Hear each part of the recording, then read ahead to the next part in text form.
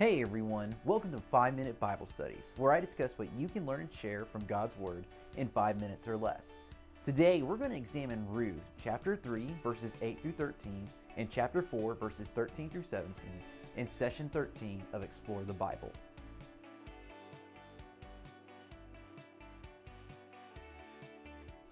An interesting feature about the book of Ruth is that God is mentioned. However, he does not directly intervene in the lives of Ruth, Naomi, and Boaz, nor do they appeal to him for guidance on what they should do about their predicament.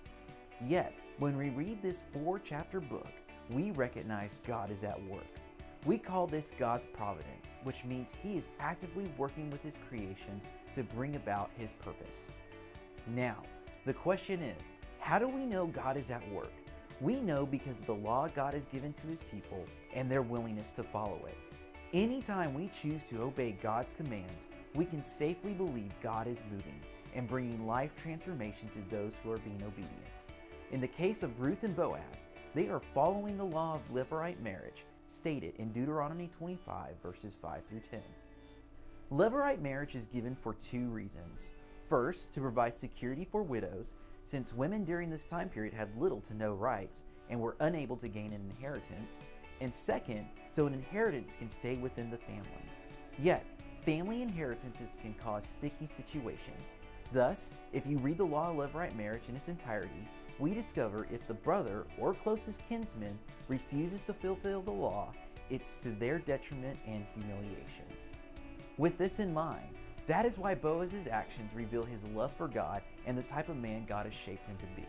Not only is Boaz willing to be the closest kinsman, even though he's not, but he's also willing to prevent any type of public humiliation that could come to Ruth and the closest kinsman. Boaz is a true example of Jesus' command to go not 1 but 2 miles, and to not refuse one who begs from you. With that said, we need to make good, solid application from our lessons. A Bible study isn't complete until we know how to apply the lesson to our lives. So here's what I've learned from this week's study.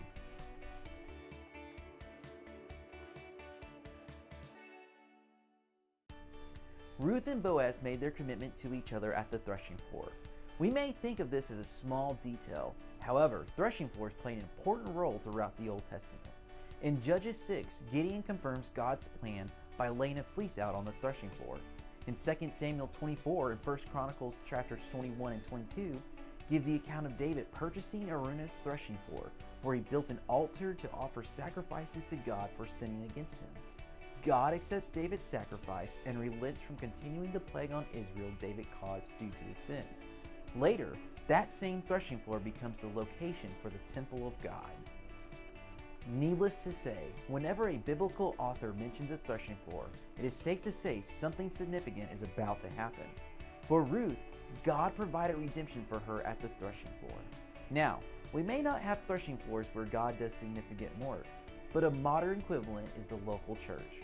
When we gather together as a local body of believers, we meet God. And when we meet God, we should expect redemption to take place in our lives and those around us. The church plays a significant role in God's redemptive story, but we miss experiencing that redemption when we actively choose to not participate in a local church. It's easy to commit to other activities because we believe we will experience some sort of benefit from being there. Yet, those activities will never fulfill us like God's redemption in our lives. Knowing this, I encourage you all to make time for church. Commit to participate in your mission and watch how God will bring life transformation to your life. I hope you enjoyed this 5-minute Bible study. If you have any questions or thoughts, feel free to add them in the comments section. If you believe this video was helpful and would benefit others, like it and share it with them. Don't forget to subscribe to my channel so you can receive future Bible study videos. Finally, if you live in Corpus Christi and don't have a church home, I'd love for you to join us for worship on Sunday morning.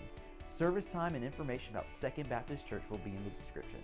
I hope you all have a great week. May our God bless you as you study His Word this week.